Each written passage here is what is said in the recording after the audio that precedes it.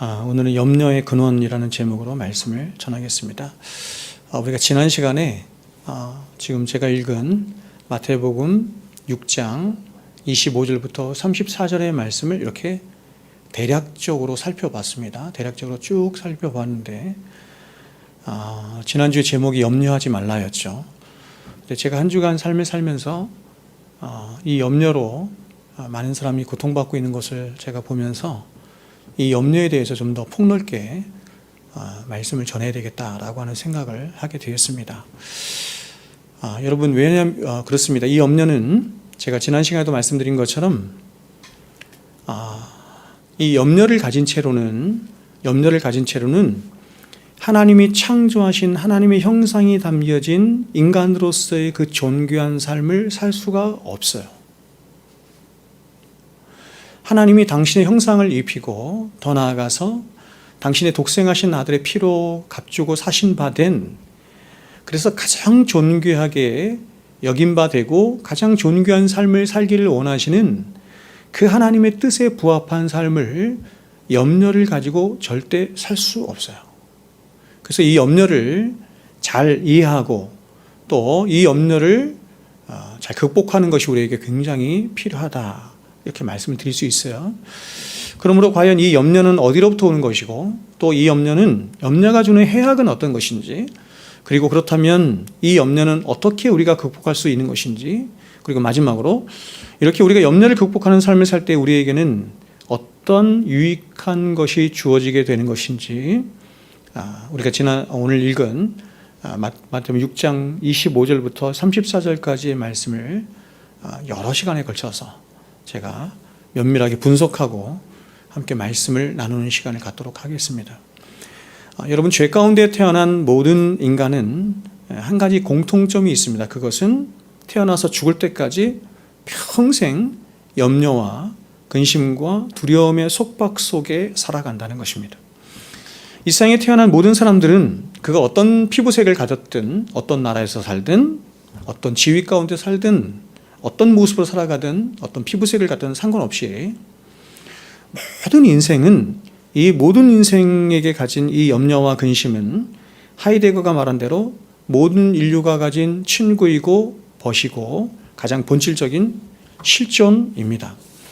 그래서 실존주의 철학자들이 말하는 것처럼 어떤 면에서 인간이 살아있다라고 하는 것은 염려하는 존재로 있다, 이렇게 해도 과언이 아닐 정도로 모든 인간은 한 사람의 예외 없이 거의 그들의 모든 인생을 이 염려와 딱 짝을 해서 마치 친구처럼 그렇게 평생을 함께 살아갑니다. 그래서 실존주의 철학의 대부로 알려져 있는 장폴 사르트르는 자신의 책 존재와 무에서 이렇게 말을 한 것입니다. 인간은 자유롭게 되도록 저주를 받아서 세계 전체의 무게를 그의 두 어깨 위에 짊어지고 있으니 그는 그러한 자신의 존재의 방식으로 인해서 세계와 자신에 대한 무한한 책임을 지고 있다, 이렇게 말을 했습니다. 사르트르는 말하기를 인간에게는 자기를 규정하는 다른 존재가 없으니, 그러니까 여기서부터 이제 기독교 완전히 반대가 되는 것인데, 온 우주의 중심에 바로 인간이 있다, 이렇게 말을 하는 거예요.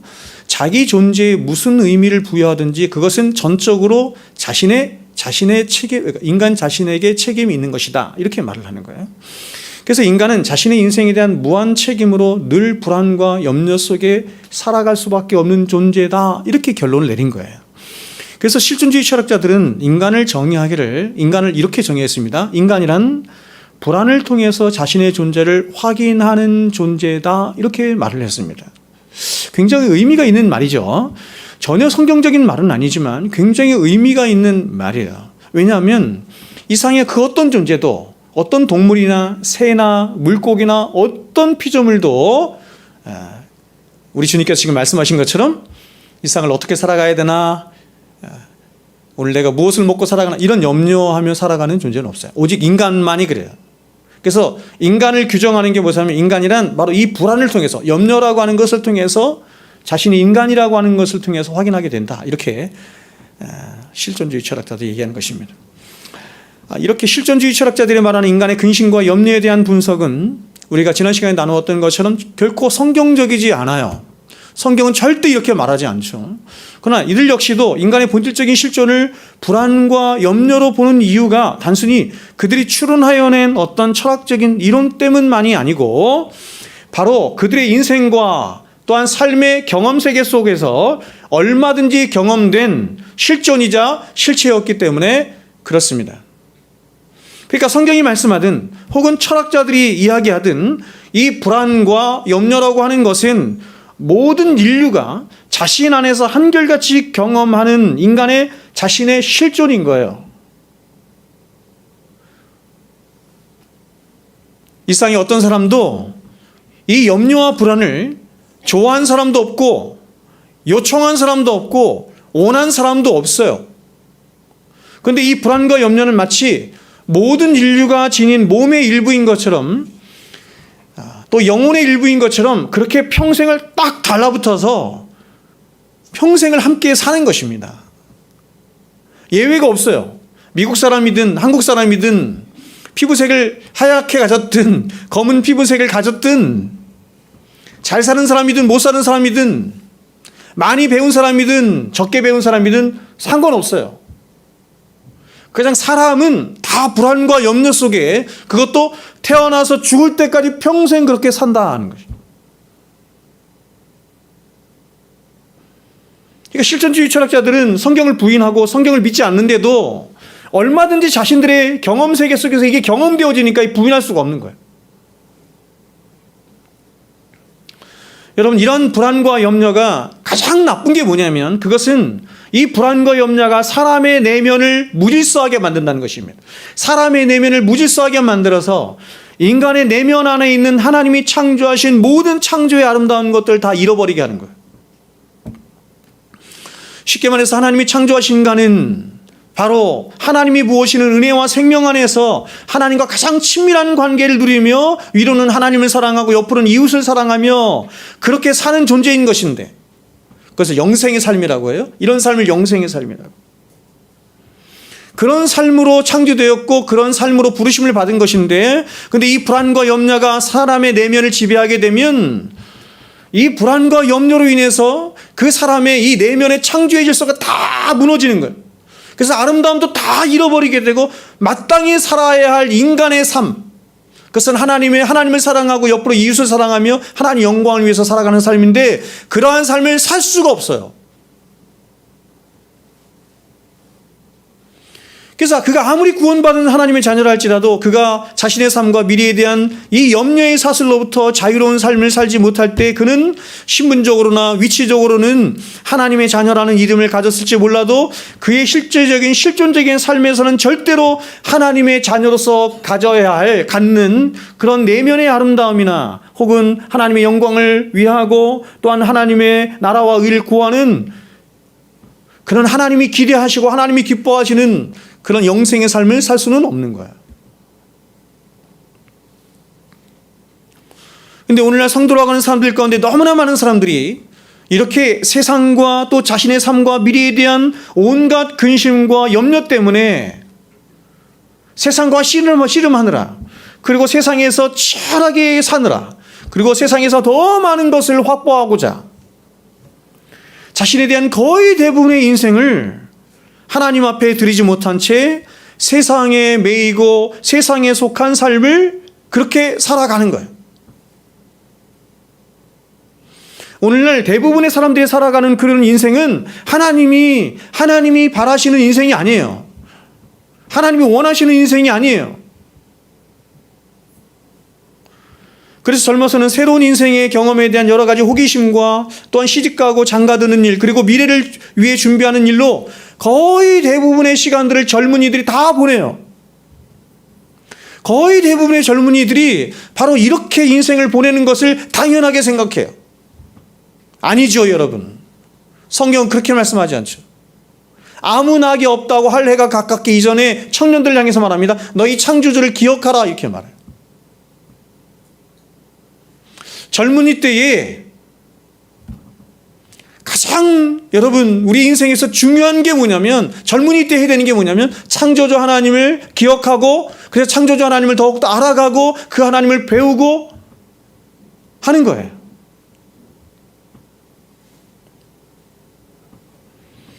결혼을 한 후에는 어떻습니까? 결혼을 한 후에도 벌어먹고 사는 일과 자녀 양육을 위하여 근심하는 일로 그 황금 같은 인생의 30, 40대를 거의 그냥 다 보내는 거예요. 사람들은 이렇게 보내는 것을, 이렇게 열심히 사는 것을 굉장히 당연하게 생각하는데 성경은 그렇게 말하지 않는다. 누가복음 14장에서 말하는 것처럼 어떤 한 사람이 있습니다. 근데 그 한 사람에 대해서 성경은 뭐라고 얘기하냐면 어리석은 자 이렇게 말을 해요. 근데 아무리 봐도 그 사람은 어리석은 자가 아니에요. 왜냐하면 너무 열심히 산 사람이니까. 너무너무 열심히 살아서 소출이 너무 많아서 창고를 몇 개씩 지었어요. 그래서 너무 열심히 살아서 너무 성실하게 살아서 세상에서 너무 성공해서 대통령성도 받았고 사람들에게 존경도 받았어요. 근데 그 모든 삶이 하나님 없이 살았어요. 그래서 어느 날 하나님이 그를 찾아오셔서 말씀하는 거예요. 이 어리석은 자야 이렇게 말합니다. 여러분 열심히 사는 게 잘 사는 게 아니라는 거예요. 세상에 뭔가 많은 것들을 이루고 사는 삶이 잘 사는 게 아니라는 거예요. 이 부자는 모든 것을 다 이루었는데 성경은 하나님이 찾아오셔서 진짜 생명의 주인이 찾아오셔서 이 어리석은 자야 이렇게 말한다는 거야. 그런데 여러분 오늘날 거의 30, 40대의 사람들이 다 그렇게 인생을 열심히 사는데 인생을 투자하며 산다는 거예요. 그럼 여러분 50대, 60대, 70대가 되면 어떻습니까? 이때도 여전히 우리는 자녀들에 대한 염려, 그리고 한평생 자신의 이름 하나 제대로 내지 못한 자신의 인생에 대한 안달감과 불안감과 그리고 이제 점점 더 압박감으로 다가오는 노후에 대한 염려로 사람들은 여전히 근심과 불안으로 가득한 삶을 사는 거예요. 그러니 여러분 태어나서 죽을 때까지 사람들은 여기서 속박 속에 사는 거예요. 사람들이 이걸 당연하다고 생각하는 것 같아요. 당연하다고 생각하는 것 같아요. 당연하지 않다는 게 성경의 입장이에요. 그리고 그렇게 살면 인생을 잃어버린 것이나 마찬가지다. 인생을 빼앗긴 것이고 도적질 당한 것이나 마찬가지다. 이렇게 말합니다. 이렇게 많은 사람들이 성도라고 하는 이름을 가졌으면서도 하나님과 세상 사이를 일평생 오가요. 하나님께 갔다가 세상으로 갔다가 또 망설여요. 그러면서 여전히 떨쳐버릴 수 없는 끝없는 자신의 미래에 대한 염려와 두려움을 떨치지 못한 채 자신 안에 있는 양심의 소리로 계속해서 이렇게 하면서 살아갑니다. 내가 이렇게 살면 안 되는데. 거의 대부분 많은 그리스도인이라고 하는 사람들이 내가 이렇게 살면 안 되는데 라고 하는 이런 말을 계속 되뇌면서 후회감으로 평생을 사는 거예요. 그럼 언제 그렇게 살겠습니까? 그리고 그렇게 사는 중에 어느 날 내가 생각하지도 않은 어느 날 갑자기 하늘로부터 이런 음성이 들려오는 거예요. 이제 내 영혼을 도로 찾아가리라. 진리죠? 그분이 반드시 찾아오십니다. 우리 다 죽어요. 근데 언제 죽을지 어떻게 알아요?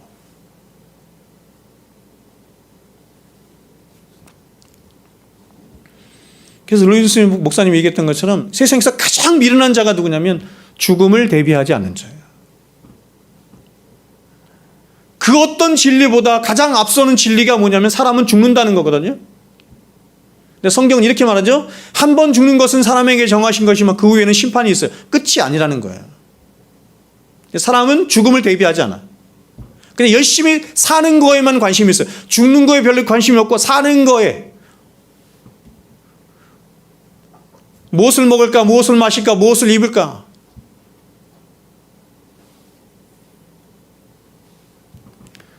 여러분 조금 더 큰 평수 아파트에 살면 뭐합니까?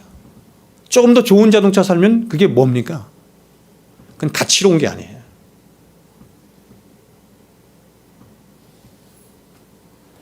그래서 제가 여러분에게 여러 번 말씀드리는 것처럼 그래서 성경이 이렇게 우리의 삶을, 우리의 인생을, 시간을 사탄에게, 죄에 도적질 당하며 그렇게 허무한 인생으로 살 것을 하나님께서 너무 잘 아셔서 우리에게 말씀하는 거예요. 야, 세월을 아끼라. 때가 악하니라.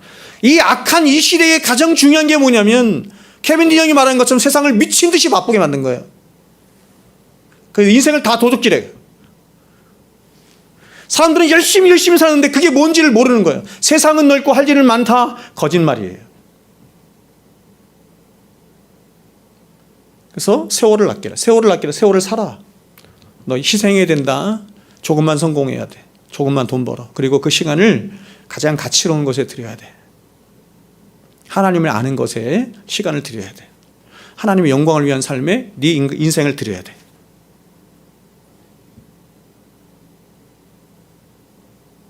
세상은 물질과 성공에 미쳐 돌아가는 거야. 모두가 다 그런 거야.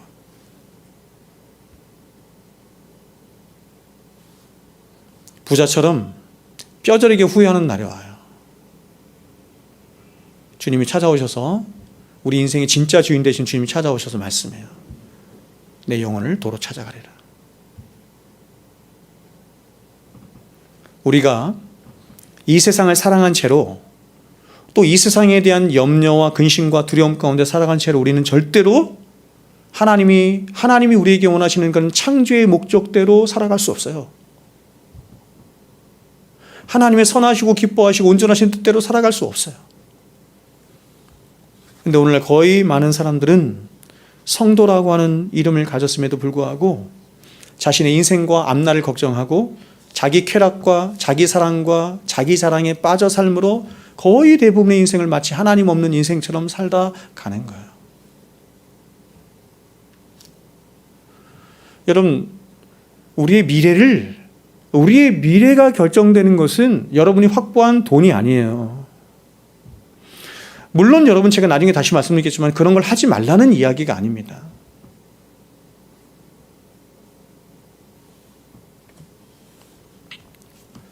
오늘 우리가 읽은 본문을 한번 보세요. 25절부터 34절까지 말씀에 이 염려라는 말이 명사 형태로든 동사 형태로든 9번이나 등장해요. 거의 한 절마다 계속 등장하는 거예요. 그렇다면 여러분, 왜 주님은 이렇게 9번이나 걸쳐서 염려에 대해서 집요하도록 그렇게 말씀하십니까? 다시 말해서 주님이 25절부터 34절까지의 말씀을 통해서 말씀하시고 싶어하는 말씀의 결론이 뭐예요? 말씀의 핵심이 뭐예요? 정말 주님이 말씀하고 싶어하는 바가 뭐예요? 그 결론이 바로 33절의 말씀이에요. 나중에 제가 이 말씀만 따로 떼어서 여러분에게 다시 설교할 겁니다. 자, 같이 한번 읽겠습니다. 시작. 그런즉 너희는 먼저 그의 나라와 그의 일을 구하라. 그리하면 이 모든 것을 너희에게 더하시리라. 하나님이 저와 여러분을 창조하셔서 생명을 주신 이유가 뭐라는 것입니까? 이 세상을 살게 하신 이유가 뭐라는 거예요? 하나님이 저와 여러분을 당신의 독생하신 아들의 피로 구원하셔서 살게 하시는, 성도가 되게 하신 그 목적이 뭐라는 거예요? 바로 나를 지으시고 나를 구원하신 하나님이 어떤 분이신지를 진정으로 알아서 오직 그 하나님 한 분만을 진정으로 의지하고 사랑할 뿐만 아니라 그 하나님의 영광과 그 하나님의 나라를 위하여 사는 진짜 하나님의 친백성이 되도록 하는 게 목적이라는 거예요. 그런데 여러분, 이렇게 하나님의 진짜 참백성다운 삶을 살지 못하도록 계속해서 우리 안에 역사하는 죄가 주는 그 큰 원흉, 걸림돌이 뭐냐면 그게 염려라는 거예요.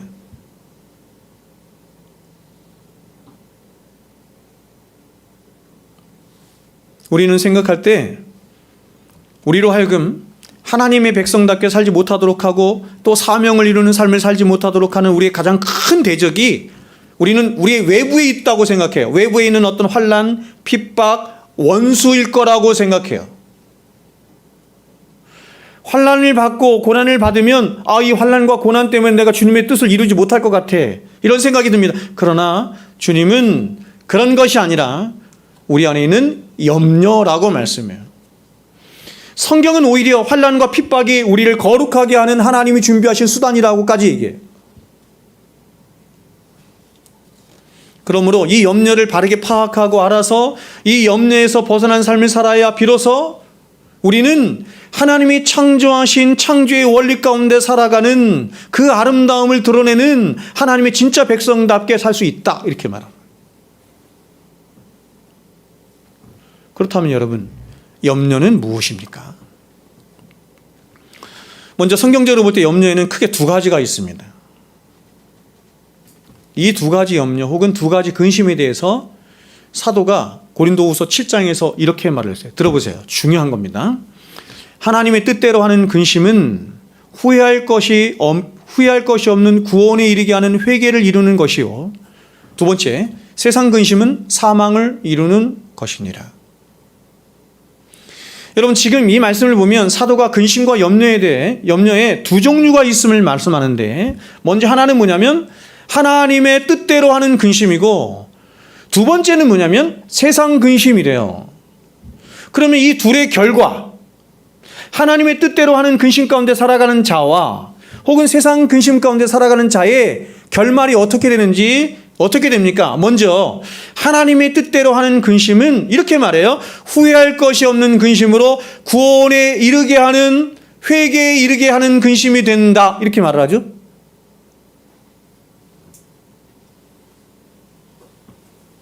그렇다면 여러분, 하나님의 뜻대로 하는 근심의 특징은 무엇입니까? 이 하나님의 뜻대로 하는 근심의 특징을 사도가 바로 이어서 이렇게 말을 해요. 11절에 보면, 보라, 하나님의 뜻대로 하게 된 이 근심이, 하나님의 뜻으로 말미암아 우리 안에 일어나게 된 이 근심이 너희로 얼마나, 보세요, 이렇게 합니다. 얼마나 간절하게 하며, 얼마나 변증하게 하며, 얼마나 분하게 하며, 얼마나 두렵게 하며, 얼마나 사모하게 하며, 얼마나 열심히 있게 하며, 얼마나 벌하게 하였는가. 너희가 일에 대하여 일체 너희 자신의 깨끗함을 나타내었느니라. 여러분 안에 하나님의 뜻대로 하는 이 근심으로 인해서 지금 사도가 말하는 이러한 여러 가지 것들이 나타나고 있습니까? 나타났습니까? 얼마나 간절하게 하고, 얼마나 변증하게 하고, 얼마나 분하게 하고, 얼마나 두렵게 하고, 얼마나 사모하게 하며, 얼마나 열심히 하게 하는 이런 일이 여러분 안에 있습니까?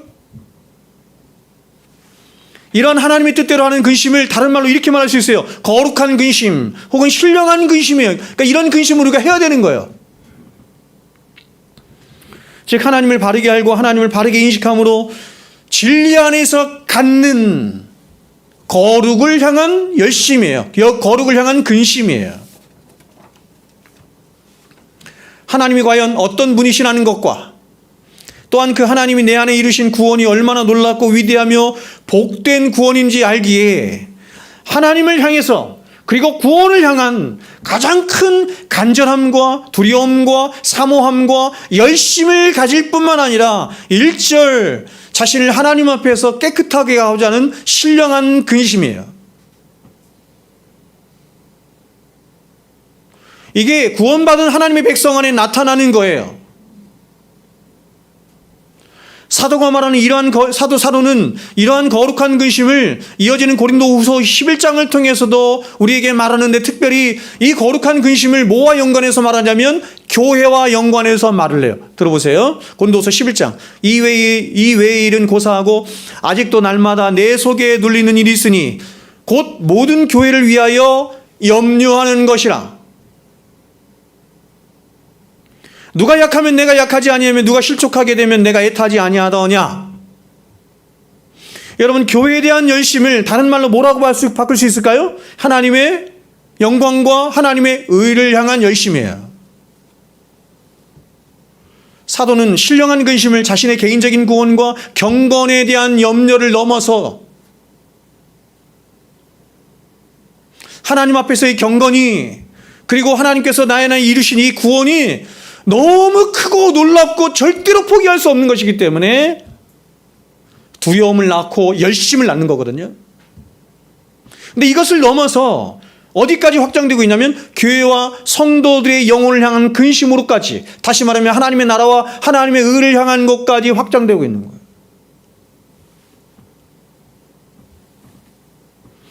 이것이 성도가 갖는 중요한 표지라는 것입니다. 여러분은 어떻습니까?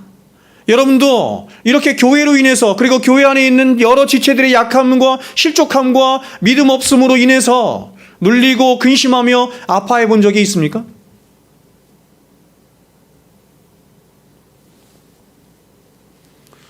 이러한 근심에 비해서 합당치 않은 근심이 있어요. 합당치 않은 염려가 있어요. 사도는 그것을 세상 근심이라고 말을 해요. 마태복음 지금 6장 25절부터 34절까지 해서 예수님께서 말씀하신 이 근심은 바로 이 근심을 말하는 거예요. 세상 근심. 사도는 이러한 세상의 근심에 몰두한 인생의 최후의 말로가 뭐냐면 사망이다, 이렇게 말합니다. 제가 그걸 설명할 거예요. 왜 그런지. 그렇다면 여러분, 이렇게 세상을 향한 근심이 하나님 앞에 합당치 않은 이유가 뭘까요? 우리가 세상을 향해서 우리 미래에 대해서, 우리 인생에 대해서 무엇을 먹을까 마실까 입을까 염려하는 이 세상 근심이 왜 하나님 앞에 합당치 않아요? 그것은 하나님을 향한 믿음 없음이기 때문에, 불신이기 때문에 그래요. 이런 근심은 하나님을 신뢰하지 않는 근심이기 때문에 결국 경건에 큰 손해를 끼치게 해서 하나님으로부터 멀어지게 합니다.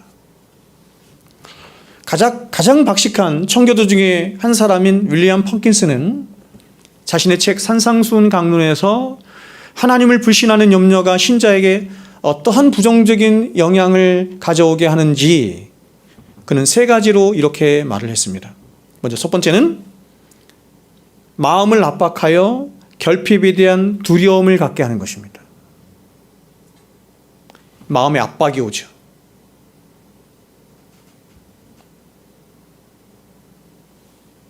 두 번째는 염려에 대한 대비함으로 합법적이지 않은 방법을 사용하도록 하는 유혹을 받는 거예요. 그렇겠죠? 직장에서 사업하면서 이런 유혹 얼마나 많이 받아요. 그렇죠? 불법적으로 하고 싶은 마음이 굉장히 많이 있는 겁니다. 이렇게 불법을 따라가야 내가 안전할 수 있을 것 같은 거예요. 내 안전이 보장받을 수 있을 것 같은 거예요. 그래서 이런 유혹을 받아요. 3번째는 하나님을 예배하기에 적합하지 못하도록 영혼을 지치게 만드는 거예요. 염려가 저와 여러분으로 하여금 어떻게 하냐면 예배를 바르게 드리지 못하도록 마음을 나누게 하는 거예요. 말씀과 기도에 집중하지 못하도록 마음을 나누게 하는 거예요. 우리 인생의 최고의 영광이 예배에 있는 것인데 하나님이 이 예배를 통해서 하나님이 우리에게 주시고자 하는 모든 복을 우리에게 복과 은혜를 흘려보내시는 건데 염려로 인해서 이 은혜의 자리가 막히는 거예요. 그래서 예배 시간에 딴 생각해. 예배 시간에 다른 생각하고 딴 짓 하는 것만큼 어리석은 게 없는 거예요. 세상에서 가장 복된 자리가 예배 시간이에요. 대통령이 선물을 주는 자리도 아니고 누가 뭔가를 나에게 주는 자리도 아니고 천지만물을 지으신 하나님께서 우리 영혼을 감찰하셔서 우리를 사랑하신 하나님께서 우리에게 최고의 선물들을 배설하시는 잔치의 자리가 예배인데 예배 시간에 딴 생각하는 거지. 딴짓 하는 거지.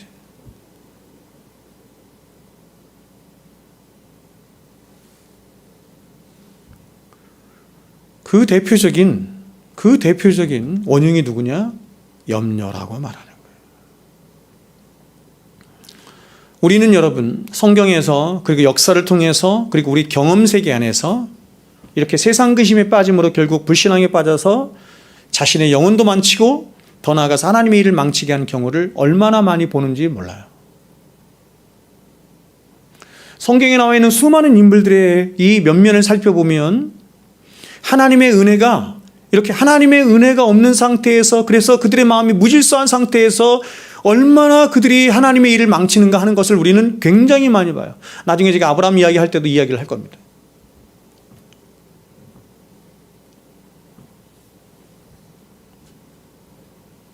그러면 여러분 이러한 염려는 과연 어디로부터 오는 것일까요? 저는 지난 시간에 이러한 염려의 근원이 바로 믿음 없음에서 온다 이렇게 말씀을 여러분에게 드렸어요. 왜냐하면 30절에서 예수님께서 이것을 직접 말씀하셨기 때문에 하물며 너일까 보냐 이 믿음이 없는 자들아 믿음이 적은 자들아 이렇게 말하죠. 왜 사람들이 무엇을 먹을까 마실까 입을까 염려하느냐? 하나님께서 들풀도 먹이시고 공중에 나는 새도 먹이시고 다 하는데 하물며 너일까 보냐 믿음이 적은 자다. 믿음이 없기 때문이다. 저는 오늘 그렇다면 그 믿음 없음이란 구체적으로 무엇을 의미하는 것인지 여러분과 함께 말씀을 나누고 싶습니다. 여러분, 자, 좀 더 제가 분석하겠습니다. 염려는 그 본질이 뭐와 연관되어 있냐면 사랑과 연관되어 있는 거예요. 다시 말해서 염려는 자신이 사랑하거나 집착하고 있는 어떤 것을 얻지 못했거나 혹은 빼앗길 수 있다는 어떤 두려움에서 오는 게 바로 염려예요. 그래서 누군가 무엇을 염려하고 있다라고 하는 것은 이것을 반추하여 말하면 그것을 그가 사랑하고 있다 이런 뜻이에요. 별로 관심이 없거나 내가 사랑하지 않아. 그 집착도 하지 않겠죠? 그것 때문에 염려하지도 않겠죠? 내가 집착하고 있기 때문에 그걸 사랑하고 있기 때문에 이것을 내가 얻지 못하면 어떻게 하나? 이것을 빼앗기면 어떻게 하나? 라고 하는 생각 때문에 그러니까 그런 생각은 근본적으로 사랑이에요. 그러면 결국 염려는 자기 중심성의 죄가 나온 자기애로부터 나오는 겁니다. 자기를 사랑하는 자기애로부터 나오는 거야. 다시 말해서 자기애가 바로 모든 염려를 만들어내는 공장인 것입니다. 염려는 외부로부터 오는 게 아니에요. 염려는 우리의 내부로부터 발생하는 것인데 이 염려를 만들어내는 공장이 뭐냐면 자기애예요. 그리고 이러한 자기애는 결국 교만으로부터 비롯되는 것입니다. 왜냐하면 자기를 사랑한다는 것은 궁극적인 사랑의 대상을 자기에게 놓는 것을 말하는 것이고 이것은 결국 자기를 사랑하는 것이 가장 옳다고 여기는 그런 자기 지성의 우월감, 즉 교만으로부터 오는 거죠. 성경은 분명히 너는 너를 사랑하면 안 되고 하나님을 사랑해야 돼 라고 하나님께서 지식을 말씀하는데 그 하나님의 지식에 동의하지 않고 아닌데요 하나님 나는 나를 사랑하는 게 가장 옳다고 생각하는데요 라고 하는 교만이에요.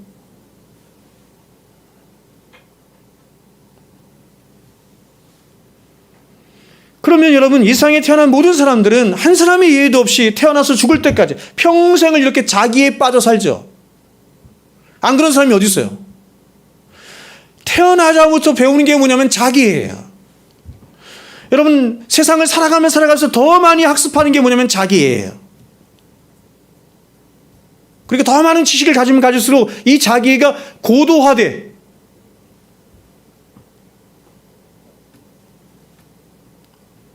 그래서 많이 배운 사람들은 자기애를 굉장히 고도화된 방식, 교묘한 방식으로 자기애를 더 많이.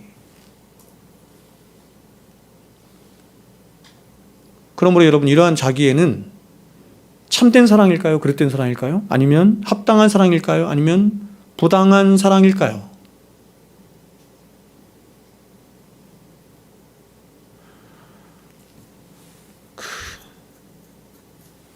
복음주의 안에 있는 한때 굉장히 유행했던 굉장히 유명한 복음주의 목사들이 자기를 사랑하는 것이 얼마나 합당한지를 여러 가지 이유를 통해서 말했어요. 저는 절대 동의 못해요.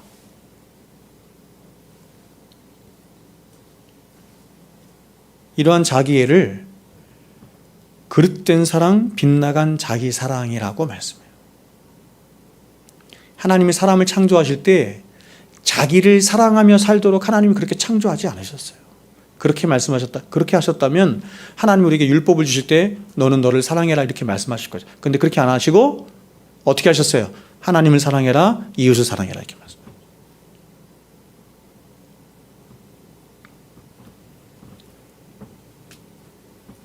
자기가 그릇된 사랑, 빗나간 사랑인 이유는 뭐냐면 결국 보세요. 그릇된 것을 욕망하는 자신을 지지하는 사랑이기 때문이에요. 여러분 사람은 자신이 무엇을 사랑하든지 그 사랑하는 것에 종이 되게 되어 있습니다. 이걸 종됐다 이렇게 말을 해요. 그러니까 사랑은 항상 종과 연관되는 거예요. 그러므로 자기를 사랑한다는 것은 결국 자신의 종이 되는 것을 말하는 것이고 이것은 결국 자신 안에 있는 죄가 만들어낸 그릇된 욕망이 되었음을 의미하는 것이 되는 겁니다. 목사님 아닌데요? 저는 그릇된 욕망 가운데 살지 않아요. 제 안에 선한 욕망이 있어요. 그 사람은 그리스도인이 아니에요. 아직 자신이 누구인지를 모르는 거예요. 이 말은 그 사람이 하나님을 아직 못 만난 거예요. 우리가 부르는 찬양에도 있죠?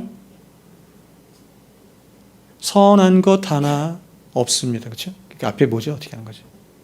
예? 보소서 주님, 나의 마음을 선한 것 하나 없습니다. 그래서 여러분, 예수님이 하나님을 떠난 인간 안에서 나오는 것이 무엇인지를 이렇게 말씀하신 거예요. 마태복음 15장에 입에서 나오는 것들은 마음에서 나오나니 이것이야말로 사람을 더럽게 하느니라. 온 세상을 더럽게 하고 부패하게 만드는 것은 다 사람의 마음에서 나오는 것이다. 참, 여러분, 저는 여러분 이러한 예수님의 가르침이 그분이 하나님이시구나 라고 생각해요. 인간을 꿰뚫죠.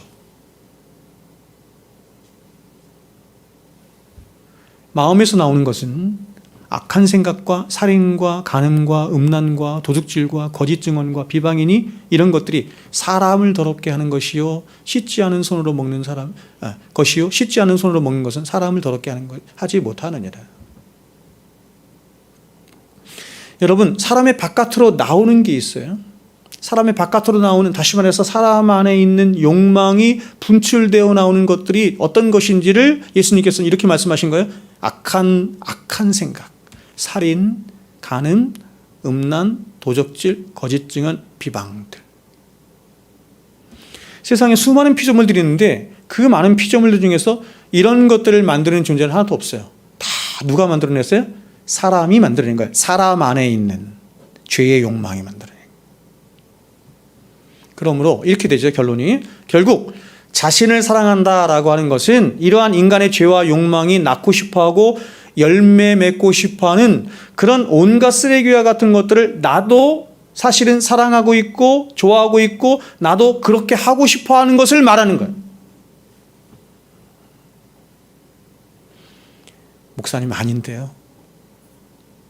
아직 자신이 누구인지를 못 본 거예요. 하나님이 사람에게 양심이라고 하는 것을 주셔서 이것을 방어하시는 거거든요. 하나님이 사람에게 양심이라고 하는 걸 주셔서 이렇게 하면 안 되는데 라고 해요. 근데 그 인간의 본성은 이거예요. 하나님이 사람에게 양심의 법을 통해서 만들어낸 게 있어요. 이걸 자연법이라고 하는데 자연법을 통해서 만들어낸 걸 뭐라고 해요? 법이고 질서이고 윤리이고 도덕이라고 해요. 그렇죠? 그래서 여러분, 사람 안에 이 양심이라고 하는 자연법이 있다는 것을 우리는 어떻게 알 수 있냐면 세상 어디를 가도 그들이 지키는 규율이나 법이 비슷해. 그래서 이런 것들을 있게 하셔서 하나님이 이런 우리 안에 있는 악한 쓰레기와 같은 것들이 인간을 망치지 않도록, 멸망에 이르지 않도록 하나님께서 그렇게 방어해 주시는 거예요. 그러나 인간의 본질은 뭐냐면, 인간의 이 탐심 안에서 나오는, 죄 안에서 나오는 생각은 뭐냐면 악한 생각, 살인, 간음, 음란, 도적질, 거짓 증언, 비방들이고 이런 것들을 좋아해. 이런 것들을 하고 싶어해. 숨길 뿐이지 하고 싶어해.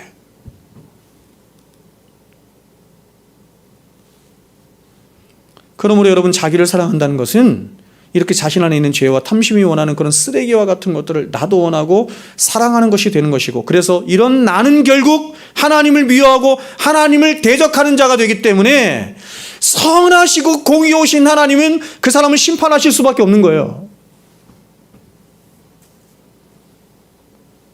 그러므로 여러분, 결론은 뭡니까? 자기를 사랑하는 자는 자기를 결국 미워하는 자가 되는 거예요.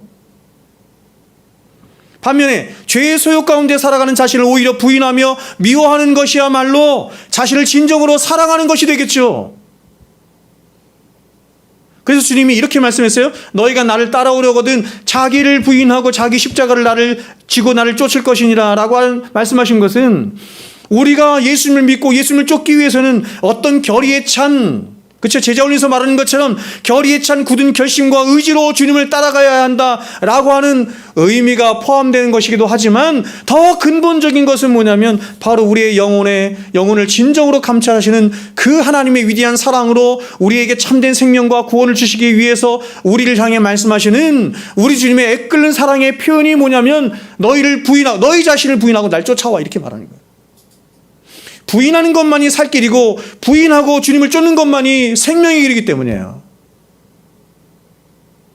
너를 부인하고 나를 쫓아와서 내 일을 이뤄. 마치 종처럼 부리기 위해서 주님께서 그렇게 말씀하신 게 아니고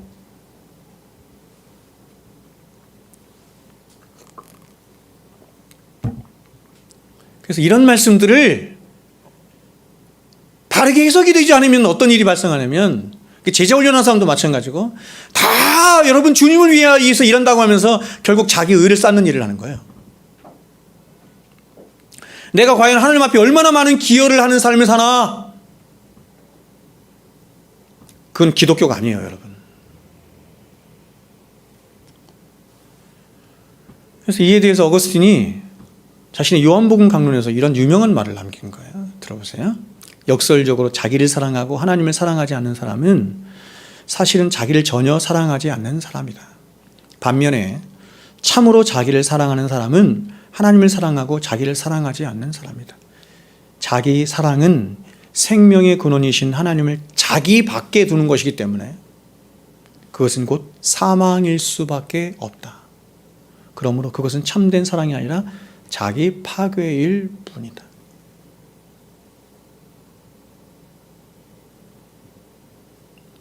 기독교 신앙의 최고의 목적은 하나님과 바른 관계를 맺고 하나님과의 바른 관계를 맺는다는 건 뭐냐면 그분이 누구이신 것을 아는 거예요.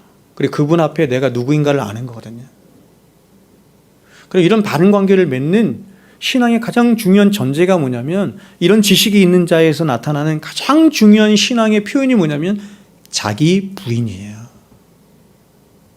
당연히 그렇겠죠.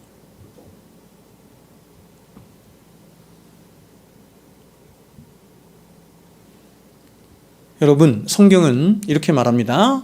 한 사람의 영혼이 천하보다 귀하다 이렇게 말하죠. 근데 성경은 어디에서도 그렇게 천하보다도 귀한 자신을 사랑하라라고 하는 명령은 없어요.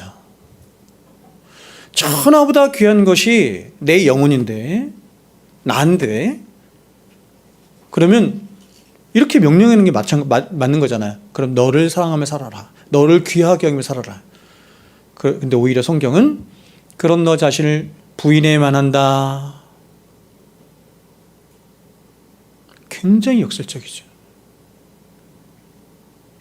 그리고 우리에게 이렇게 말씀해요. 네가 사랑해야 할 대상은 오직 하나이니 하늘에 계신 하나님 뿐이다. 이렇게 말을 해요. 이유가 뭘까요? 왜 성경은 우리에게 이렇게 말씀할까? 저는 이런 성경의 가르침들을 이렇게 들을 때마다 기가 막힌다 이 생각이 들어요. 우리 인생과 우리 영혼과 이 세상을 정말 꿰뚫어 보세요.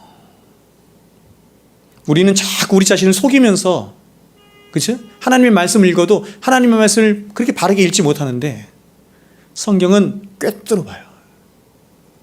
그래서 혼과 영과 및 관절과 골수를 찔러 쪼개기까지 한다는 게 그 이유예요. 이유는 두 가지인데 먼저 하나는 조금 전에도 말씀드린 것처럼 자기를 사랑한 채로는 하나님은 절대로 참된 생복에 이를 수 없을 뿐만 아니라 오히려 자기를 파괴하는 데 나아갈 뿐이기 때문에 그렇습니다. 자기를 사랑하는 것은. 그래서 자기 사랑, 세상 근심은 결과가 뭐라 그랬어요? 아까 사도가 사망이라고 한 거예요. 그래서 여러분 오늘 우리가 읽은 본문 24절은 이렇게 우리에게 말씀해요. 24절에 한 사람이 두 주인을 섬기지 못할 것이니 혹 이를 미워하고 저를 사랑하거나 혹 이를 중히 여기고 저를 경히 여김이라. 너희가 하나님과 재물을 겸하여 섬기지 못하느니라. 여러분 주님은 한 사람이 두 주인을 섬기는 것은 불가능한 일이다 이렇게 말을 해요. 마찬가지로 한 사람이 두 대상을 함께 사랑하는 것은 불가능하다. 내가 지금 이 사람을 사랑하고 있다라고 하는 것은 이 사람을 사랑하고 있는데 이 사람도 함께 사랑한다 불가능하다는 얘기.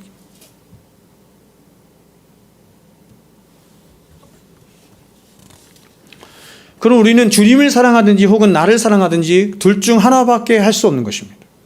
내가 나를 사랑하는 순간 이미 나는 하나님을 미워하는 것이 되는 것이고 반대로 내가 주님을 진정으로 사랑하고 있다면 이미 나는 나를 미워하고 있는 것이나 마찬가지가 되는 것입니다. 나를 사랑하면서도 주님을 사랑하면서도 나를 함께 사랑할 수 있다라고 하는 불가능한 거예요.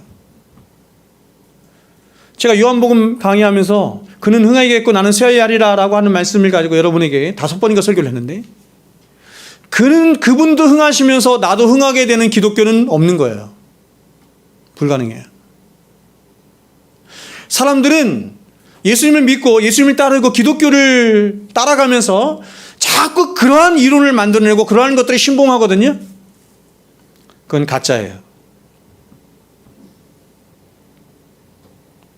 주님도 영광 받으시면서 나도 함께 영광 받는 기독교는 없어요.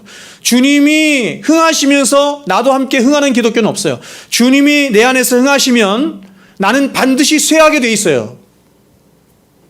맞습니까?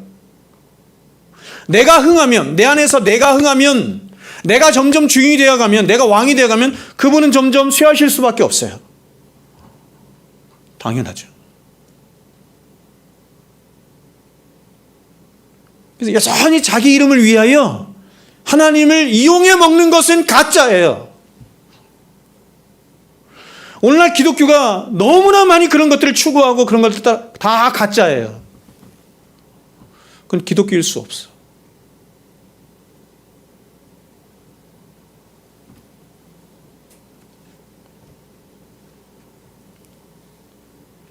그러므로 여러분, 내가 나를 사랑하고 있다는 것은 내가 원하든 원하지 않든 내 안에 하나님이 계시지 않을 뿐만 아니라 내가 지금 주님을 대적하고 주님을 미워하고 있음을 말하는 거예요. 내가 나를 사랑한다는 것은. 그렇다면 여러분, 모든 생명과 모든 행복의 근원이 되신 분이 하나님이시죠? 동의됩니까?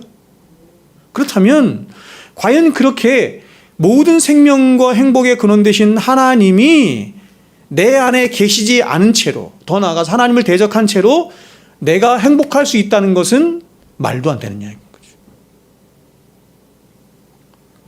하나님을 대적한 채로, 다시 말해서 나를 사랑한 채로, 다른 말로 죄를 끌어안은 채로 인간은 절대로 평안할 수도 없고 행복할 수도 없는 거예요. 이제 두 번째, 이번에는 성경이 우리에게 하나님을 사랑하라 명령하신 이유가 있습니다.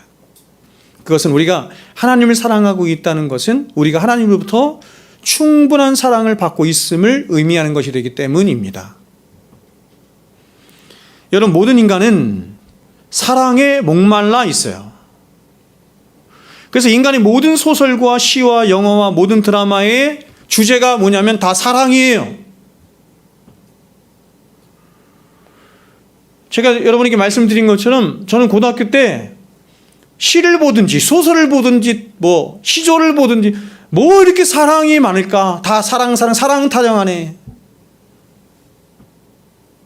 왜 인생 무상이 이렇게 많을까? 인생의 주제가 그거예요. 두 가지. 인생 무상, 사랑.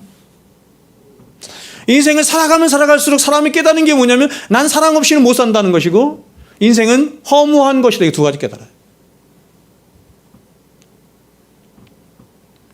사람들이 이렇게 사랑에 목말란 이유가 있어요. 그것은 뭐냐면 하나님 인간의 마음속에 사랑에 대한 목마름을 심어주셨기 때문입니다. 그러나 하나님이 이렇게 사랑에 대한 목마름을 주신 이유는 바로 자신을 지으신 하나님을 사랑하도록 하기 위함이에요.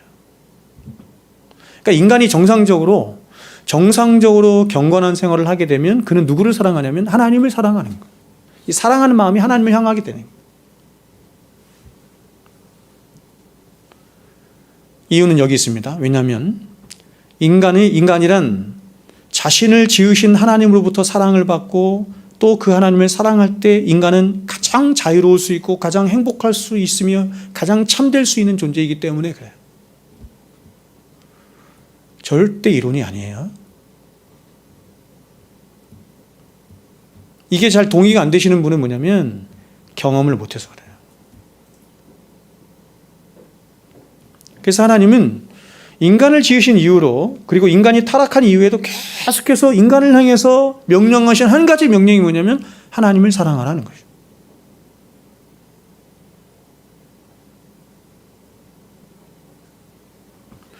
하나님은 인간이 자신을 사랑하지 않으면 행복할 수 없으셨기에 인간에게 자신을 사랑하라, 하나님 당신을 사랑하라 이렇게 명령하신 게 아니라 인간의 모든 행복이 바로 하나님의 사랑에 있기 때문에 하나님이 인간을 향해서 하나님을 사랑하라 이렇게 명령하신 거예요.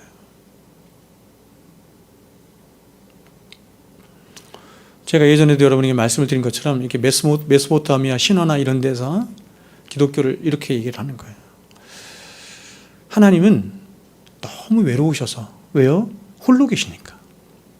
너무 홀로 계셔서 하나님이 천지 만물을 창조하신 것이고 특별히 인간을 창조하셔서 인간과 함께 교제 나누기를 원하신 것이다. 그 말이 틀린 이유가 어디 있어요? 하나님은 외로우실 수가 없는 분이죠. 왜 그래요, 여러분? 하나님의 존재 방식이 사랑이기 때문이에요. 그러면 하나님의 존재 방식이 사랑이라고 하는 것은 어디서 도출될 수 있는 것입니까? 사랑이라고 하는 것은 관계적인 언어거든요. 그러니까 관계가 없으면 사랑할 수 없는 거예요. 그럼 하나님께서 사랑하시는 대상은 인간이 창조되기 전에, 이 세상 만물이 창조되기 전에 하나님이 사랑하시는 대상, 사랑을 나누는 대상은 누구였어요? 하나님 자신이에요. 그분은 성부, 성자, 성령으로 계시거든요. 성부, 성자, 성령 하나님 안에서 그 삼위 하나님은 영원 전부터 영원토록 행복하신 분이에요. 기쁨이 충만하신 분이에요. 더 이상 피조물이 필요가 없어요. 인간이 필요 없어요. 더 이상 관계를 나눌 어떤 대상도 필요 없어요. 하나님이 인간을 향해서 그러므로 사랑하라 명령하신 것은 하나님이 외롭기 때문에 그렇게 말씀하신 것이 아니라 인간의 모든 행복의 근원이 하나님께 있기 때문에, 하나님과의 나누는 사랑 안에 있기 때문에 하나님이 인간을 향해서 사랑하라 이렇게 명령하신 거예요.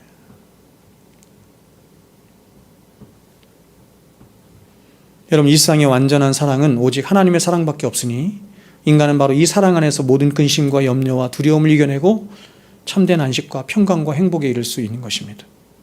그러므로 우리 안에 있는 모든 근심과 염려와 두려움을 이겨내는 방법이 바로 여기에 있는 거예요. 첫 번째로, 말씀을 들었으니까 알겠죠?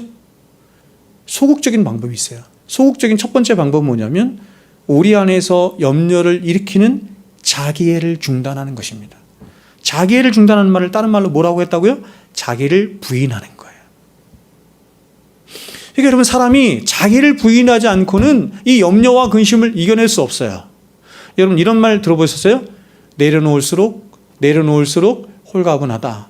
내려놓을수록 자유롭죠. 뭘 내려놔요? 나를 내려놓는 거예요. 내 생각, 내 욕심, 내 계획, 내 뜻 내려놓는 거예요. 그럴 때 염려도 그와 함께 사라지는 것입니다. 오늘 한 번도 안면을 안 하시나요? 너무 동의가 되나? 두 번째, 적극적인 방법이 있어요. 이것은 창조의 원리로 돌아가는 거거든요. 그것은 뭐냐면 하나님을 사랑하는 것입니다. 우리 인생의 최고의 목적은 하나님을 사랑하는 거예요.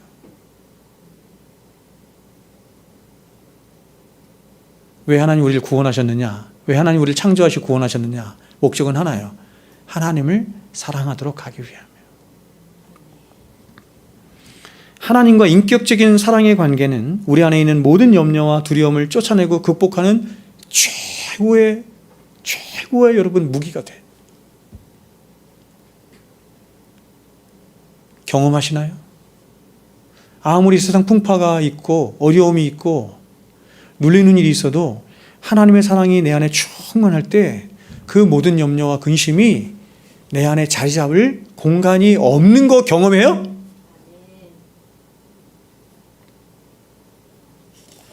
그래서 사도가 요한일서에서 이렇게 말한 거예요. 4장에서 사랑 안에 두려움이 없고, 참 기가 막힌 표현이에요.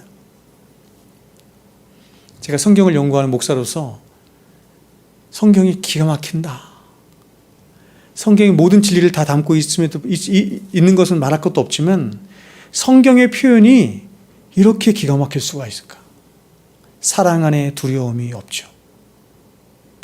온전한 사랑의 두려움을 내어 쫓죠. 두려움에는 형벌이 있음이라 두려워하는 자는 사랑 안에서 온전히 이루지 못하였느니라. 참 기가 막힙니다.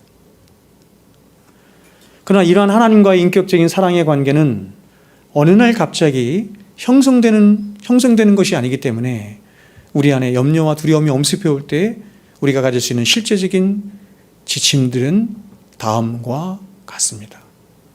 세 가지를 제가 준비했는데 말씀을 드리겠습니다.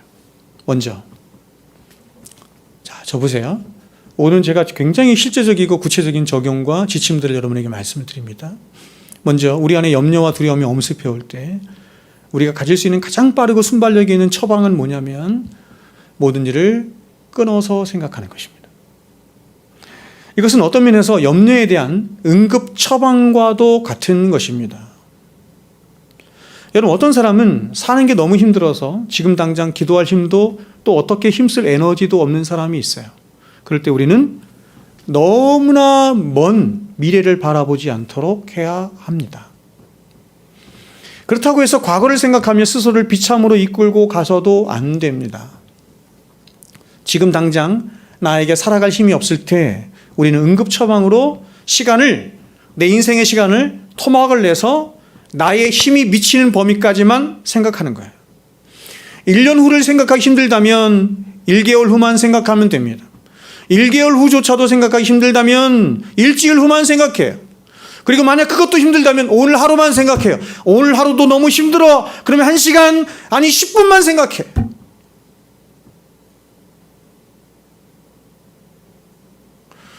여러분, 아까 제가 잠깐 말씀드린 것처럼 사람들은 자신의 10년 후의 미래, 20년의 미래를 내가 지금 준비한 많은 것들을 가지고 확보할 수 있다고 생각하죠. 그렇지 않아요, 여러분. 욥 아시죠? 욥이 아브라함 때 살았던 욥이 이렇게 말을 해요. 환난을 당한 후에 이렇게 말을 해요. 나는 내가 사는 날이 모래와 같을 줄 알았어. 자기가 앞으로 살게 될 날이 굉장히 평안하고 기쁨이 있고 안전하고 모든 형통과 복으로 충만한 모래와 같이 그렇게 될 것으로 생각했어. 왜요? 그럴 이유가 있죠. 그럴 이유가 왜요? 첫 번째는 내가 하나님을 경외하고 있거든. 첫 번째. 그래서 자신의 자식들이 조금이라도 잘못하면 반드시 가서 제사를 드렸죠. 두 번째는 뭐냐면 그에게는 엄청난 재산이 확보되어 있었거든요. 그래서 자신의 미래가 그렇게 될 거라고 생각했다는 거예요, 욥이. 어느 날 갑자기 거지가 됐어요.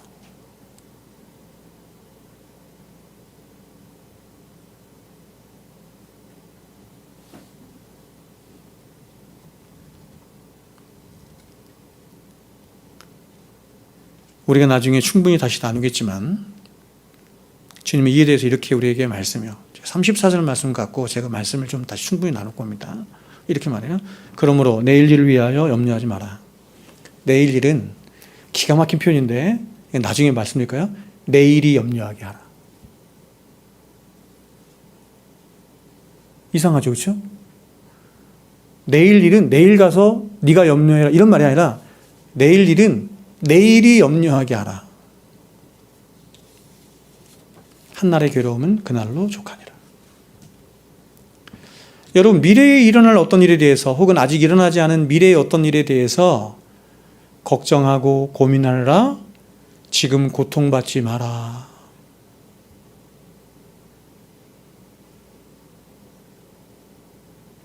미래 아직 일어나지 않은 일이거든요. 두 번째, 혹시 미래에 일어날 일이라 할지라도 지금 고통받지 말라는 거예요. 이렇게 하는 것은 나의 몸과 마음만 상하게 할 뿐이다. 그러므로 살아갈 힘이 없다면 지금만 생각하는 겁니다. 나를 불행하게 만든 과거는 에너지가 있을 때 회고하는 거예요. 그리고 앞으로 내 인생이 어떻게 될 것인지에 대해서도 정신을 차릴 힘이 있고 에너지가 있을 때 하는 거예요. 10년 후, 20년 후 내 삶을 제가 계획하거나 준비하지 말라는 말이 아니에요. 하라는 거예요. 근데 그건 언제 하냐면 힘이 있을 때, 에너지가 있을 때, 나연아, 그럴 만한 자원이 있을 때 그렇게 하라는 거야. 그런 게 없어. 난 지금 당장 너무 죽을 것 같아. 그럼 지금만 생각해. 우리 주님 말씀하신 것처럼 내일 일어날 일은 내일 생각하기로 해요. 그리고 그러한 내일에도 주님이 반드시 함께 하실 것을 믿는 것입니다. 과거에 함께 하신 하나님, 자꾸 성경은 우리에게 과거를 돌아보라 이렇게 이유가 뭐예요? 너 과거를 돌아봐. 한순간도 하나님이 너와 함께 하시지 않은 적이 있어? 그렇다면 지금 현재도 앞으로도 하나님이 함께 하실 것을 믿어야지. 두 번째, 우리가 염려에 대해 대처하는 중요한 방법은 이것입니다. 현실을 직시하는 거예요. 여기서 현실을 직시한다는 것은 가장 먼저 하나님이 나라고 하는 존재를 어떻게 창조하셨으며 그래서 어떻게 살게 하셨는지에 대한 이 자각이 먼저 있음을 말하는 거예요. 여러분, 하나님이 저와 여러분을 창조하셨을 때 하나님은 저와 여러분을 어떻게 창조하셨냐면, 자, 여기 보세요. 하나님이 저와 여러분을 창조하실 때 어떻게 창조하셨냐면 주체성 있는 존재로 창조하셨어요. 그래서 도덕적인 존재는 세상에 사람밖에 없는 거예요. 천사와 사람밖에 없는 거예요. 자유자로 창조하셨어요. 우리에겐 자유의지라는 게 있어요. 그러므로 이렇게 주체성 있는 자유자로 살도록 피조된 저와 여러분이 가져야 할 삶의 가장 큰 책임 중에 하나가 뭐냐면 바로 내 앞에 펼쳐져 있는 나의 인생인데 나의 모든 삶을 나의 것으로 받아들이는 거예요. 하나님이 이렇게 나를 창조하셔서 나에게 이런 인생을 살도록 하나님이 줄로 재어주셨음을 하나님의 주권을 인정함으로 하나님을 인정함으로 주체성 있는 존재로 그렇게 사는 거예요. 하나님이 줄로 지으셨다는 얘기는 뭐냐면 하나님이 나를 사랑하셔서 나를 위하셔서 이렇게 줄로 지으셨다는 것은 뭐냐면 이런 인생 가운데 있어지는 어떤 시험도 하나님께서 허락하신 시험밖에 없다는 것을 믿는 거죠. 그리고 이러한 모든 인생 가운데 하나님이 나에게 하나님께서 크고 놀랍고 비밀한 일들을 어떻게 이루실 것인가 하는 것을 기대함으로 살라는 것이죠.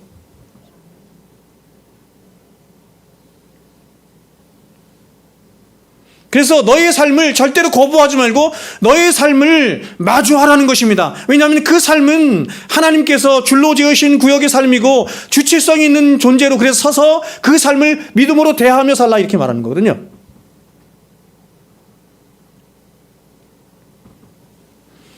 누군가 자신의 삶을 만일 운명처럼 받아들이며 산다고 한다면 그는 결국 노예적인 삶을 사는 거예요. 이걸 운명론이라고 해요. 왜냐하면 그러한 삶은 결국 내가 살고 있으나 나의 삶이 아닌 것이 되죠. 그러한 삶은 나의 주체성을 빼앗긴 노예적 삶일 뿐인 거예요. 그래서 여러분, 죄 가운데 살아가는 인간을 노예다 이렇게 말하는 거예요, 성경이. 왜요? 주체를 빼앗겼거든요. 어디에게 빼앗겼어요? 세상에 빼앗기고 사탄에게 빼앗기고 나 자신은 뭐예요? 탐욕이 말하는 나 자신이에요. 거기에 빼앗긴 거예요. 그래서 노예가 됐다 이렇게 말을 해요. 믿음 안에서 주체자로 살기를 원하시는데 하나님은 자유자로 살기를 원하시는데 그렇게 사는 거예요. 그러므로 여러분, 내가 마주한 현실은 나의 인생길에 있게 된 나의 현실이기에 내가 감당해야 할 현실임을 잊어서는 안 돼요. 누구도 나의 현실을 대신 마주할 수도 없을 뿐만 아니라 대신 하도록 해서도 안 돼요. 저는 제가 로이든스를 만난 이후에 로이든스에게 너무 몰두했고 그분을 너무너무 사랑했어요. 제가 부목사 때는 그분을 막 흉내내면서 설교했어요. 그분을 흉내내면서 막 설교하자 사람들이 이렇게 말하겠습니다. 목사님 무슨 말인지 하나도 모르겠습니다. 이유가 뭐예요? 흉내내니까. 주체자로 살지 못하는 거예요. 제가 여러분 에드워드를 사랑하고 로이든스를 사랑하고 수많은 청교도들 사랑하고 존 메가드를 사랑합니다. 그분들에게 빚진 바도 있어요. 그러나 하나님 앞에서 내가 누구인지를 안 후에 내가 얼마나 하나님의 이 의논 가운데 마스터피스로 창조된 일을 안 이후에 저는 그렇게 살고 싶지 않았어요. 어떻게 살아요? 나 유병소로 살아요. 목회가 크든 작든 상관없이 하나님이 내게 줄로 지으신 구역이에요. 하나님이 줄로 지으신 여러분이에요. 그러니까 여러분에게 최선을 다해야 돼요.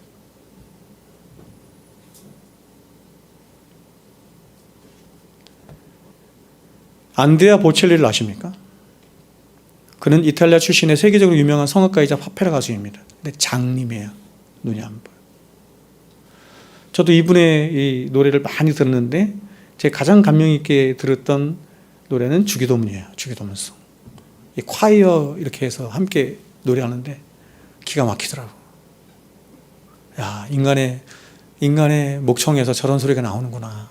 기가 막히더라고요. 그것도 뭐 이렇게 유튜브로 들었는데 그 현장에 가서 들었으면 어땠을까? 그는 12살 때 사고로 시력을 잃어 장님이 되었는데 끊임없이 노력해서 세계적인 성악가가 되었습니다. 근데 그는 자신의 인생에서 일어난 불행한 순간에 대해서 이렇게 말을 했습니다. 들어보세요. 내가 시력을 완전히 잃었을 때 나에게서 두려움과 절망의 눈물을 모두 쏟아버리는 데 필요한 시간은 2시간이면 됐다. 그리고 충분한 상황에, 그리고 새로운 상황에 적응하는 데 필요한 시간은 일주일이면 충분했다. 참 여러분, 하나님이 누구예요? 이 사람 갑자기 보첼리, 그렇죠? 안드레아 보첼리죠. 안드레아 보첼리에게 하나님이 살라고 줄로 지으신 구역은 이거예요. 장님으로 살라고. 이걸 부르심이라고도 해.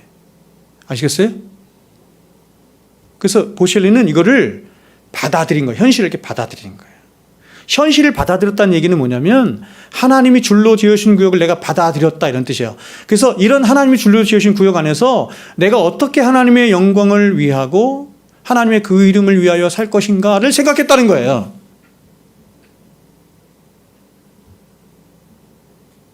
세상은 다 왜곡되고 삐뚤어져 있어서 이렇게 말을 해요. 부자가 있고 가난한 사람이 있어요.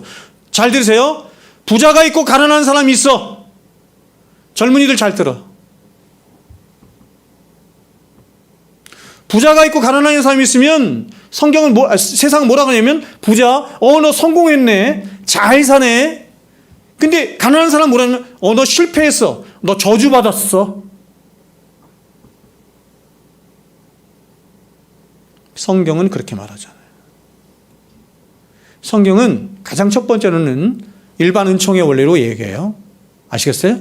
일반 은총이 뭐예요? 심고 거둠의 법칙이에요. 여러분, 공부 잘해서 좋은 직장 가서 돈 많이 벌려면 어디 가야 돼요, 여러분? 교회 오면 안 돼. 교회 오는 게 아니에요.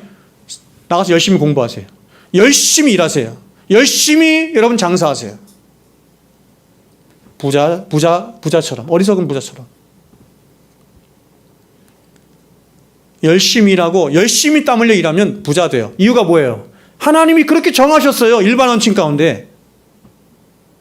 심고 거둠의 법칙이에요. 그런데 여러분, 어떤 사람은 열심히 사는데도 가난한 사람이 있어. 열심히 사는데도.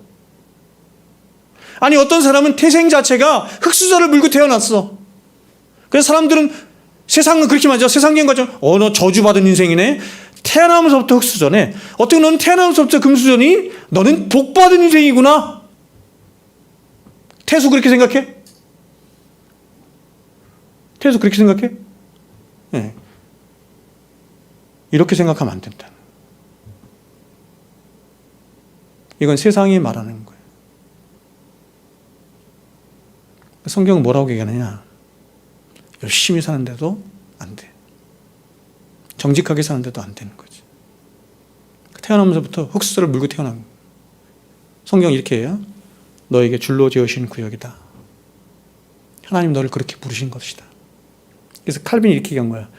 부자로 사는 사람에게는 말하는 거야. 부자로 살아가는 사람에게는 네가 부자로 살면서 얼마나 하나님이 너에게 주신 것들을 청지기의 마음을 가지고 나누고 흘려보내며 하나님의 영광을 위해 사나 내가 볼 거야. 하나님이. 가난한 사람에게는 이렇게 말하는 거야. 네가 가난한 사람으로 부심을 받았느냐? 너무 가난해서 헤어나오려고 하지 말고, 그러나 혹시 가난해서 헤어나오려고 될 때 그렇게 하라. 그러나 그것을 원망하거나 그것 때문에 아파하거나 이러지 말고, 하나님이 너에게 줄로 주신 구역이니 그 안에서도 얼마든지 하나님을 섬기고 경외함으로 당당하게 그리스도인으로 살아가는 것을 나에게 보여줘. 성경은 이렇게 말하는 거예요. 근데 오늘날 교회가 똑같이 세상적인 관점을 가지고 이렇게 대하는 거예요. 아니에요, 여러분. 우리에게는 주어진 삶이 있어요. 우리에겐 주어진 삶이 있어요. 여러분에게 좋은 머리를 주셔서 공부 잘할 수 있도록 하셨습니까? 여러분에게 줄로 주신 구역이에요. 돈을 잘 벌 수 있는 재능을 주셨습니까? 하나님이 그런 달란트를 주신 거예요. 줄로 주신 구역이에요. 돈을 많이 가진 자든 적게 가진 자든 머리가 좋은 사람이든 나쁜 사람이든 성경은 모든 사람들을 향해서 한 가지만 말하는 거예요. 하나님을 경외하며 살아라. 그 줄로 지으신 구역 안에서 네 환경을 탓하고 세상을 탓하고 너 자신을 탓하는 것은 내가 너를 그렇게 창조했고 그렇게 만들었고 그렇게 줄로 지은 나를 탓하는 것 아니냐. 자랑할 게 없어요. 줄로 지으신 것은 자랑할 게 없는 거예요. 원망할 것도 없는 거예요. 그냥 내 것으로 받아들이고 그 안에서 하나님과 바른 관계를 갖고 하나님 영광에서 살면 되는 거예요. 아멘. 마지막 기도하는 것입니다. 제가 5분만 더 할게요. 기도하는 것입니다. 기도하는데 어떻게 하냐면 간절히 기도하는 거예요. 이것은 우리 안에 있는 염려를 몰아내는 아주 적극적인 방식이에요. 우리 신앙의 힘은 경건에서 나오고 이런 경건을 위해 하나님이 주신 가장 탁월한 은혜의 방편이 기도입니다.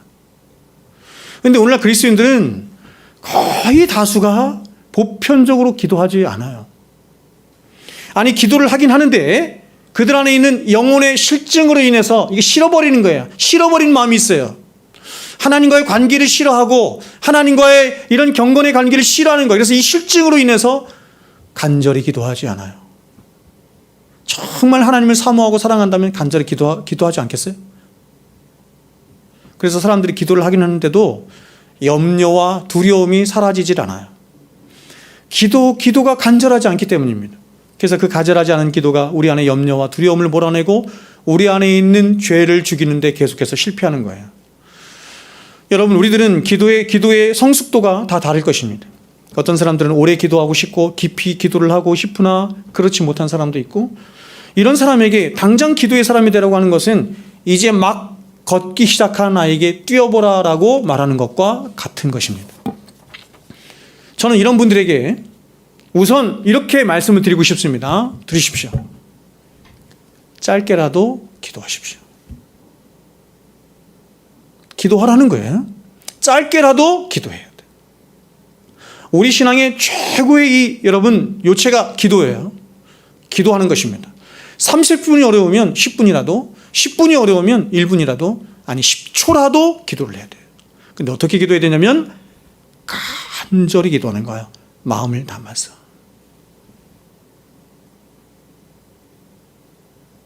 물론 여러분 오랜 시간 기도하는 게 너무 중요하겠지만 그보다 더 중요한 건 뭐냐면 간절히 기도하는 거예요. 지금 나는 기도할 힘이 없어요. 난 한마디밖에 할 수가 없어, 하나님 앞에. 그럼 여러분 하나님 앞에 어떻게 할래요? 저는 이렇게 기도할 것 같아요. 제가 평생 하나님 앞에 기도자로 기도하면서 살아가면서 하나님 앞에 가장 많이 올려드린 기도가 뭔지 아십니까? 이것입니다. 하나님, 나를 불쌍히 여겨 주시옵소서. 기도를 할 때마다 이 기도를 하지 않은 적이 없는 것 같아요. 하나님, 나를 불쌍히 여겨 주시옵소서. 근데 어떻게 하라고요? 간절한 마음을 담아서. 하나님이 그 기도 들으세요. 제가 어릴 적 청년 시절에 하나님 앞에 기도한 내용이 굉장히 많죠. 근데 그 기도가 청년 시절에 얼마나 많이 오래 했겠고 얼마나 많이 깊었겠습니까? 물론 다른 사람보다 많이 했겠죠. 근데 제가 이렇게 돌아보면 그때 제가 하나님 앞에 울면서 기도를 많이 했는데 그때 어떻게 기도를 했냐면 굉장히 간절히 기도했던 것 같아요. 그리고 하나님이 그 기도를 다 들으신 것 같아요. 제가 요즘 삶을 사는 것을 보면 지금까지 이루어진 제 삶을 보면 하나님이 그 기도를 다 들으신 거예요. 어떤 기도를 들으신다고요? 간절한 기도를 듣는 거예요. 그러므로 여러분 한 문장의 기도라도 그저 생각 없이 흥얼흥얼 대서는 안 되고 마음 중심으로부터 끌어올려진 단어들을 하나하나 그리고 또박또박 간절한 마음을 담아서 하나님께 올려드리는 것입니다. 여러분 생각 없이 떠드는 1만 마디의 방언보다 깨달음을 통해 얻게 된 중심과 인격을 다는 한 문장의 기도가 하나님 앞에 연락이 되는 것입니다. 그러므로 여러분 절대로 허투루 기도하지 마시고 열렬히 중심을 담은 기도를 하셔야 합니다. 그런 기도의 단어 하나하나가 그리고 그렇게 모아 만들어진 구절과 문장들이 이제 합쳐지고 연결되어서 하나님을 향한 여러분의 진정한 사연이 되어서 하나님께 올려지게 되고 연락이 되는 거예요. 그리고 그런 여러분의 영혼에 하나님은 생수 같은 은혜를 부어주시고 그런 은혜를 경험한 여러분은 뭘 깨닫는 거냐면 이 세상에 내가 혼자가 아니구나. 나에게 하나님이 함께 하시고 계시는 곳이구나. 라고 하는 것을 진정으로 깨닫게 되므로 그제서야 내 안에 있는 모든 염려와 근심들을 털어버리게 되는 거예요. 여러분 하나님이 우리에게 주신 마음은 죽으라고 주신 마음이 아니라 살라고 주신 마음이니 이 마음에 우리들을 낙심케 하고 절망케 하는 그런 부정적이고 죄된 생각들이 함부로 들어오지 못하도록 마음을 지키셔야 돼요. 우리에게 주신 마음은 살라고 주신 말씀이에요. 그래서 부정적인 마음, 이런 생각들이 들어오지 못하도록 해야 돼요. 그래서 여러분의 마음이 낙심이 되거나 부정적인 생각이 들 때 말씀으로 자꾸 여러분을 타이르시고 다독이셔야 돼요. 어떻게 다독이시겠습니까? 이 말씀 읽고 제가 마칠게요. 시편 42편 11절입니다. 여러분의 마음이 낙심이 찾아올 때 이렇게 말씀으로 다독이십시오. 내 영혼아 네가 어찌하여 낙심하며 어찌하여 내 속에서 불안해하는 것이냐. 너는 하나님께 소망을 두라. 나는 그가 나타나 도우심으로 말미암아 내 하나님을 여전히 찬송하리로다. 아멘. 기도하겠습니다.